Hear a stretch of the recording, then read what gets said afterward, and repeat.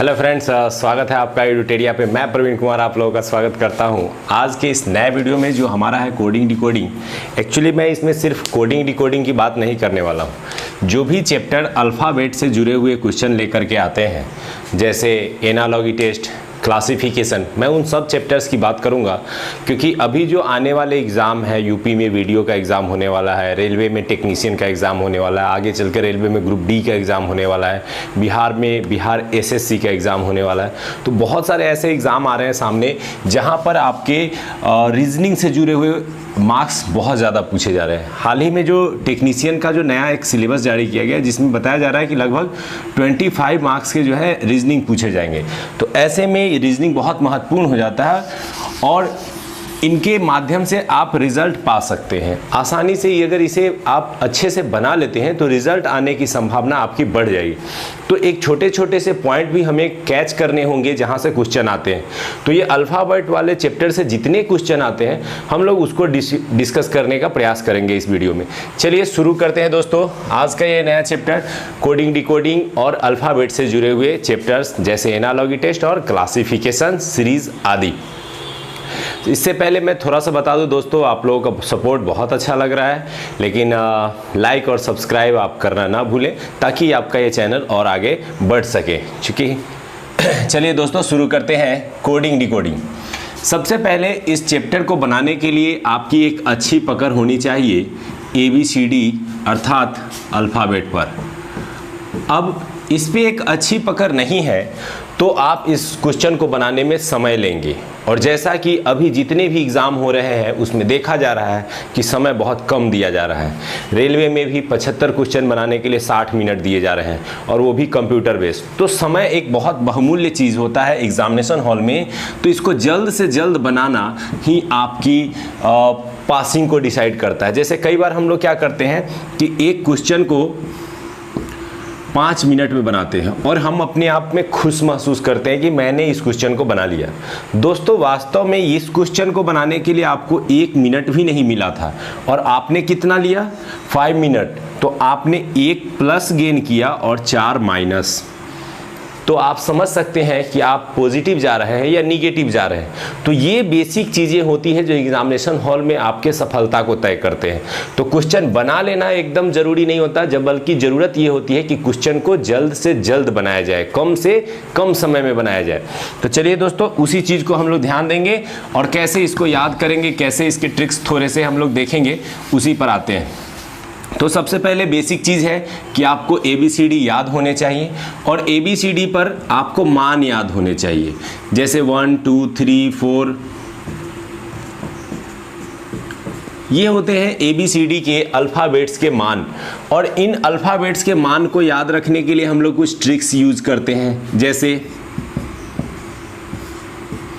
ई ज्योति 5 10 15 20 25। अब क्या करते हैं हम लोग, इससे आसपास के वर्ड्स को देखते हैं। जैसे F आने वाला है तो 5 के बाद ये क्या हो जाएगा 6 हो जाएगा। G आने वाला है तो 7 हो जाएगा। अभी आप लोग रटते भी होंगे कि G7, जो पहले G8 हुआ करता था अब G7 हो चुका है। तो कई बार हम लोगों को इनमें कुछ ट्रिक्स यूज करने होते हैं और इन्हें याद करना होता है।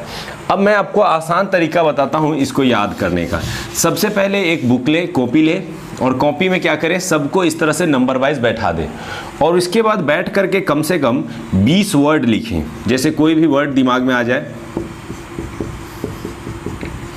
कोई भी वर्ड आपको अगर दिमाग में आ रहा है तो उसका क्या करना है, लिख देना है, और उस पर उसके नंबर बैठाने हैं। ठीक है, और इस तरह से अगर आप नंबर बैठाना शुरू करेंगे, और अगर 15 या 20 वर्ड पे इस तरह आप करेंगे तो देखिएगा ये लिखते लिखते ही आपको याद हो जाएंगे। वास्तव में ये रटने की चीज़ नहीं है, 10-20 आप प्रैक्टिस करेंगे अपने आप याद हो जाते हैं। तो यहाँ जब याद हो जाता है तो आधा काम आपका इस चैप्टर का यहीं समाप्त होता है। उसके बाद दूसरा जो इस अल्फ़ाबेट में जो ज़रूरी है वो क्या है, वो है दोस्तों अपोजिट याद करना। तो अपोजिट क्या होता है, अपोजिट होता है जब हम ABCD इस तरफ से यहाँ से लेके A से लेकर के Z तक जाते हैं, और इसी को जब हम अपोजिट में लिखेंगे तो ये हो जाता है अपोजिट। दैट मीन्स कि A का अपोजिट Z, B का अपोजिट Y, C का अपोजिट x और d का अपोजिट w। इसी तरह से करते जाएंगे तो पूरे अपोजिट हमको निकल जाते हैं।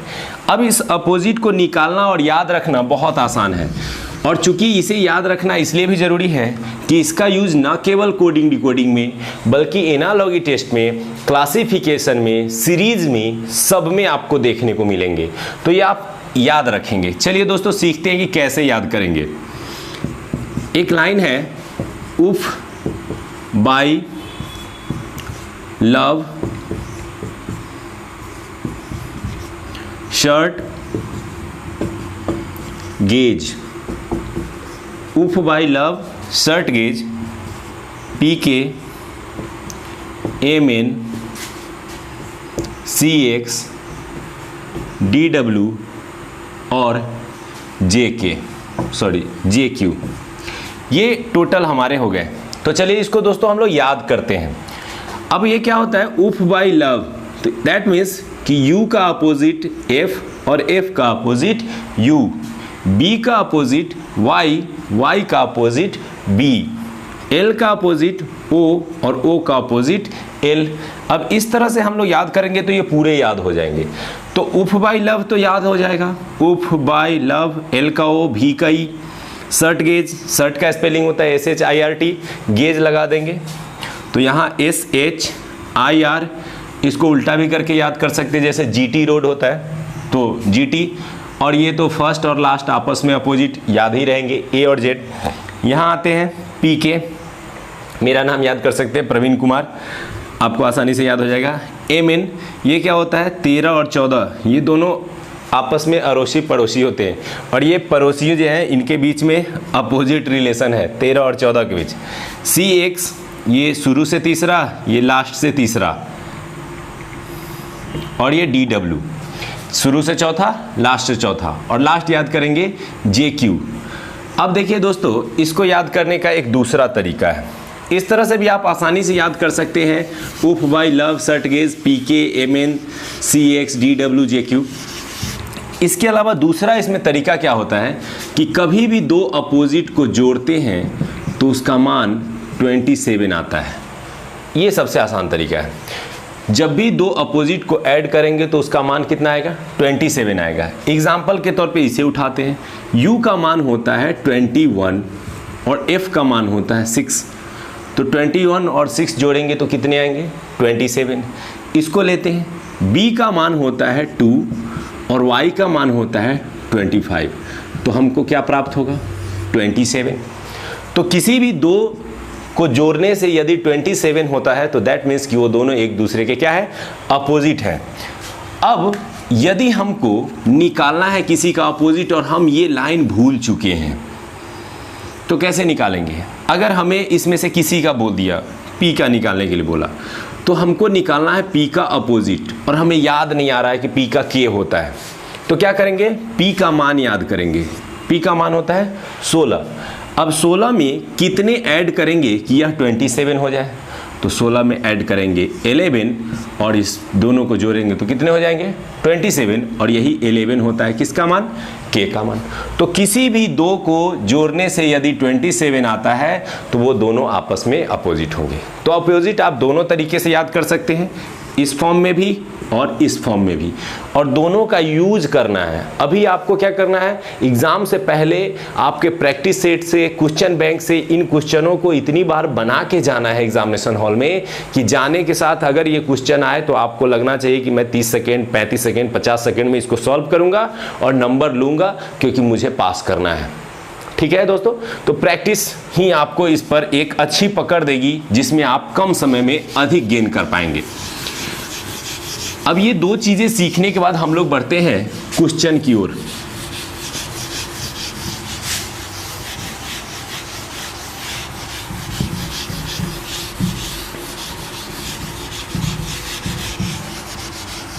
अब दो चीजें सीखने के बाद हम लोग बढ़ते हैं क्वेश्चन की ओर। आइए क्वेश्चन इसमें कैसे आते हैं।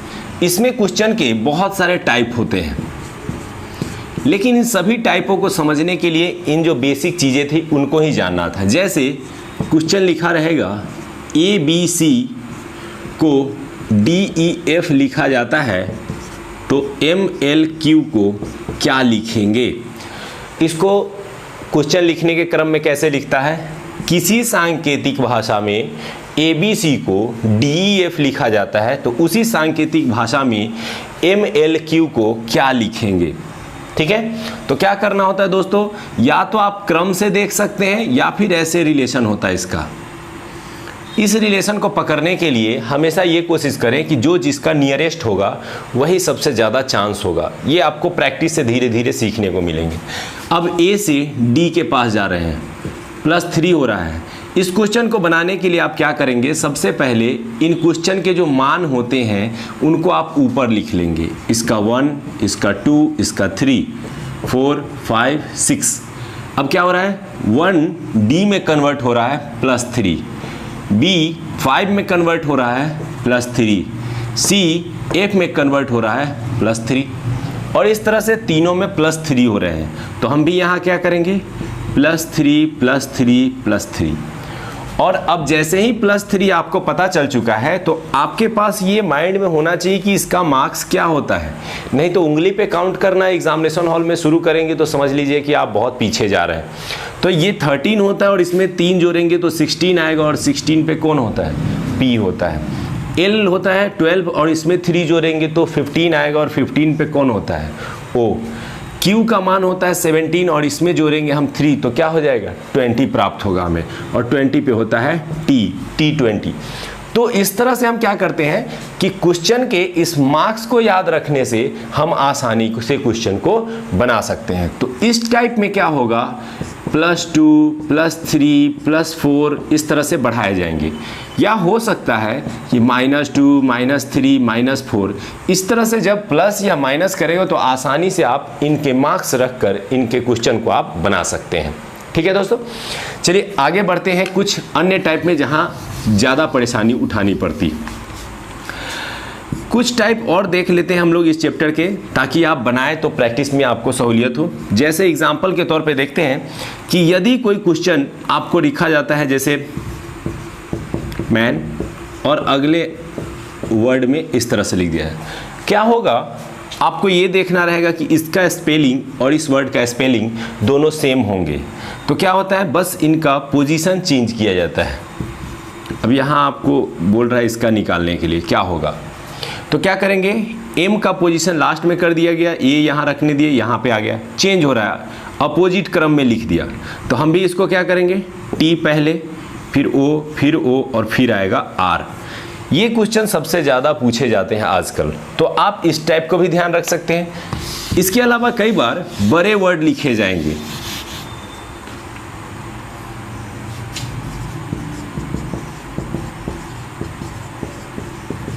कोई बड़ा सा वर्ड लिखा जाएगा और उसमें 4 ऑप्शन दिए जाएंगे और उसमें पूछा जाएगा निम्न में से कौन सा वर्ड नहीं बनाया जा सकता है। तो इसके लिए क्या करेगा, इसी में से वर्ड निकाले जाएंगे। तो ये बनाया जा सकता है, ये भी बनाया जा सकता है, ये भी बनाया जा सकता है, लेकिन ये नहीं बनाया जा सकता। तो यहाँ आंसर कर देंगे। इस तरह से इसके लगभग 7 या 8 टाइप आते हैं। आप उसको बनाने का प्रैक्टिस करें, इसमें कुछ ज़्यादा नहीं है। बस मेन जो चीज़ थी वो आपको अल्फ़ाबेट पे एक अच्छी पकड़ बनानी है, थोड़ा सा प्रैक्टिस करना है, ताकि आपके अंदर कॉन्फिडेंस रहे। एग्जामिनेशन हॉल में ये फील ना हो कि इस टाइप के क्वेश्चन मैं बिना प्रैक्टिस किए हुए आया हूँ। तो वहाँ पर कॉन्फिडेंट होने के लिए आपको प्रैक्टिस करके जाना पड़ेगा, और आसानी से आप इस तरह के क्वेश्चन को प्रैक्टिस कर सकते हैं। चलिए अब हम लोग आते हैं इस चीज़ को सीखने के बाद कुछ और टाइप्स में, जिसे हम लोग एनालॉगी टेस्ट या क्लासिफिकेशन के नाम से जानते हैं, उस तरफ बढ़ते हैं। सबसे पहले आते हैं हम लोग एनालॉगी टेस्ट में। इसको बोलते हैं सादृश्य परीक्षण। इसमें क्या करते हैं, इसमें आपको एक तरह से क्वेश्चन में ही आंसर ढूंढना रहता है। जैसे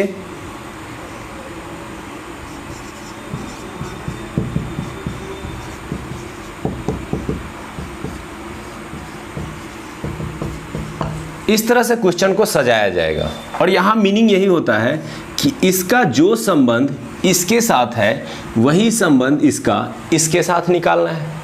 तो तो पहले आपको ये चेक करना होता है कि इन दोनों के बीच में क्या रिलेशन दिखाई दे रहा है। तो अगर हम दिखाई दें तो इसमें दिखाई ये दे रहा है कि BOX था, इसको उल्टे क्रम में लिख दिया है और XOB हो जाता है।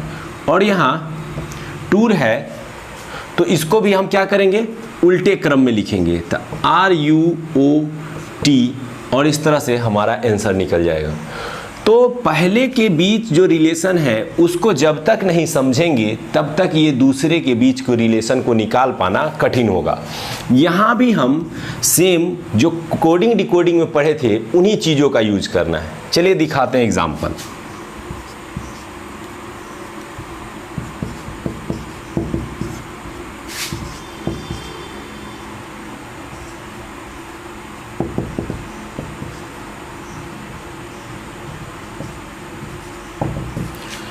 अब यहाँ पे क्वेश्चन है कि यहाँ पे क्या होगा। तो क्वेश्चन का मीनिंग ये है कि इसका जो रिलेशन इसके साथ है वही रिलेशन आपको यहाँ निकालना है। अब यहाँ ध्यान से देखेंगे LKH, अब L का अपोजिट होता है O, K का अपोजिट होता है P और H का अपोजिट होता है S। अब ऐसे ही क्वेश्चन में आपको अपोजिट यूज करने पड़ेंगे और चूंकि आपने अच्छे से अपोजिट याद किया है तो आसानी से आप इसको बना पाएंगे। तो यहाँ पे जैसे ही आपको पकड़ में आ गया कि अरे इसका तो अपोजिट करना है, तो आपके सामने ऑप्शन पड़े होंगे और क्वेश्चन बनाने की जरूरत नहीं है। ऑप्शन पे ध्यान से देखेंगे कि किस में अपोजिट दिखाई दे रहा है। M का अपोजिट अभी हम लोग पढ़े थे कि ये 13 है तो उसका पड़ोसी 14 होगा। C स्टार्टिंग से 3 है तो लास्ट से उसका 3 होगा।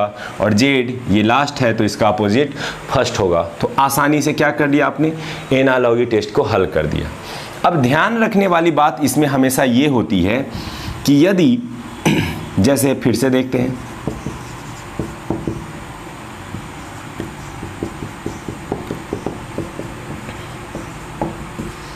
अब इस तरह के क्वेश्चन है और यहाँ निकालने के लिए बोला जा रहा है।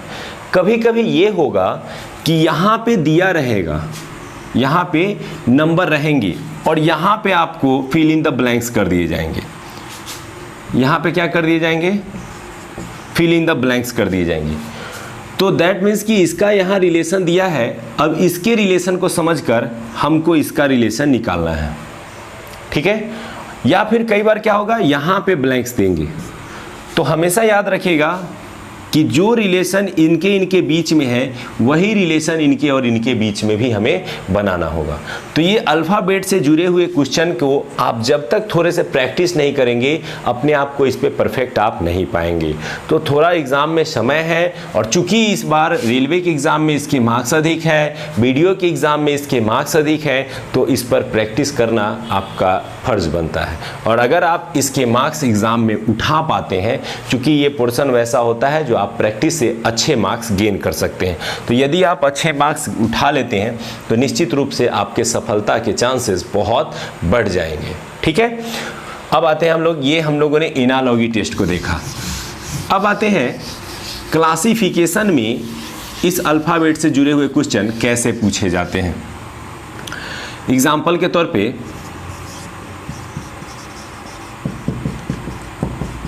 क्लासिफिकेशन को कुछ बुक्स में ऑड मैन आउट चैप्टर के नाम से भी जाना जाता है। तो इसमें क्या होता है, 4 ऑप्शन रहेंगे A, B, C, D और इसमें भिन्न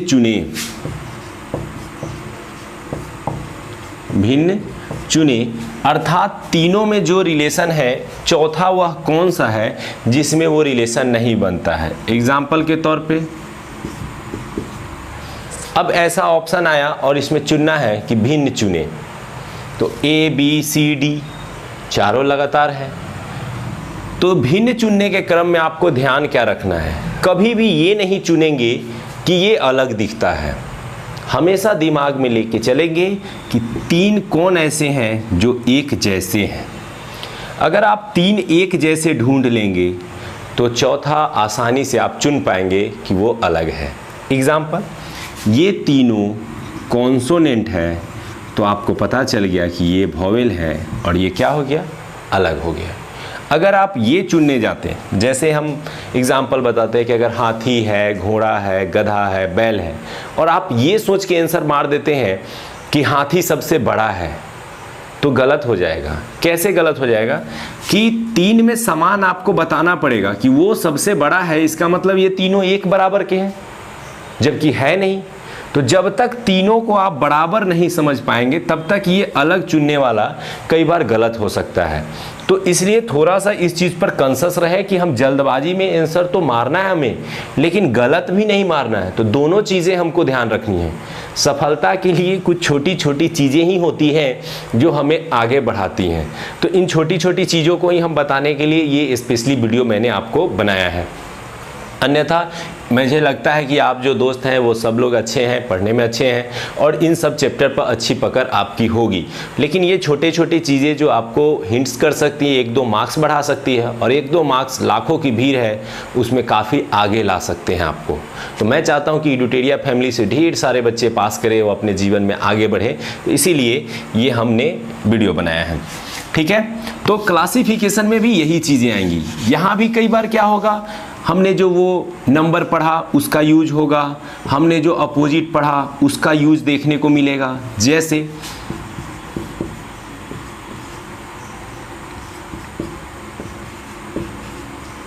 अब ये होगा, ये ग्रुप बनाया रहेगा, वो बोलेगा इसमें भिन्न चुने, तो P का अपोजिट K है, L का अपोजिट O है, C का अपोजिट X है, बट H का अपोजिट S होता है, यहाँ P है, तो ये क्या हो गया, भिन्न हो गया। इस भिन्न को चुनने से पहले हमने देखा कि ये तीनों आपस में समान है। जब तक तीनों समान नहीं पता चलेगा तब तक आप भिन्न अंदाजे पे नहीं चुन सकते हैं।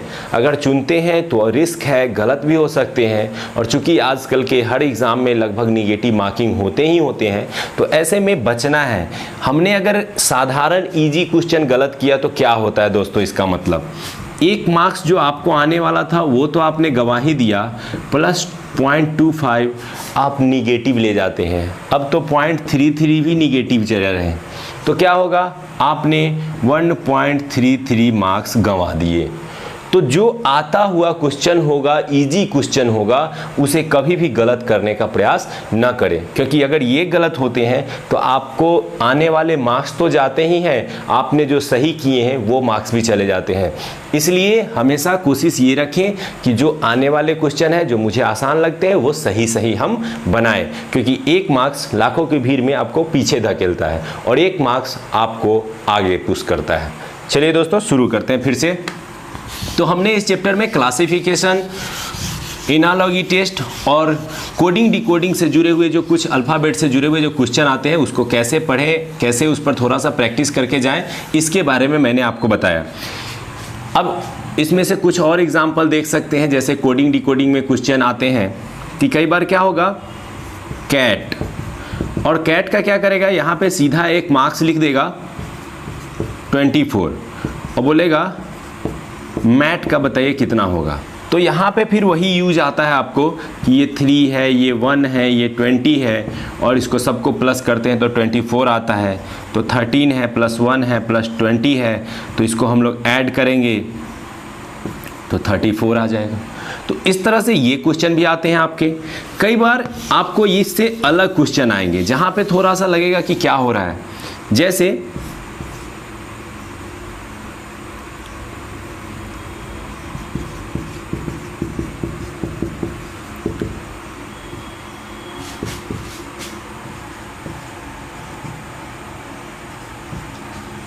इस तरह से लिखा रहेगा।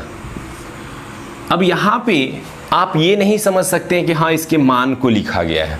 हो सकता है कई बार मान भी लिखे रहते हैं, लेकिन कई बार आपको ये ध्यान देना पड़ेगा कि मान नहीं हो सक करके दूसरा कुछ भी हो सकता है। जैसे अब यहाँ ये लिखने के बाद आपसे पूछेगा कि आप इसमें बताइए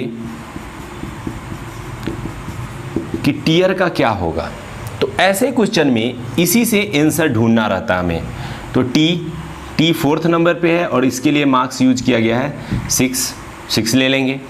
ई ई यहाँ पे 5 नंबर पे है, 5 है इसका, ए यहाँ से 2 नंबर पे 3 है, आर सबसे लास्ट 4 है, और इस तरह से ये हमारा आंसर हो जाता है। यानी इसी से ढूंढ करके आंसर हमको दे देना रहता है। तो उम्मीद करते हैं कि कोडिंग डिकोडिंग, एनालॉजी टेस्ट और क्लासिफिकेशन में जो स्पेशली अल्फ़ाबेट से जुड़े हुए क्वेश्चन आते हैं वो आपने समझ लिए होंगे, अच्छे से इसको समझा है तो अच्छे से आप इसको बना भी पाएंगे, और अगर ये बना पाते हैं तो निश्चित रूप से आपके एग्ज़ाम में ये मार्क्स को बढ़ाएंगे। और इस चैप्टर से क्वेश्चन न आए ऐसा पॉसिबल नहीं है, क्योंकि ये बेसिक्स चैप्टर है रीजनिंग के जिनसे क्वेश्चन पूछे ही जाते हैं। तो थोड़ा प्रैक्टिस आप इस पर करके ज़रूर जाएं। आप अपने दिन का 2-3 घंटा रीजनिंग और मैथ बनाने में ज़रूर दें।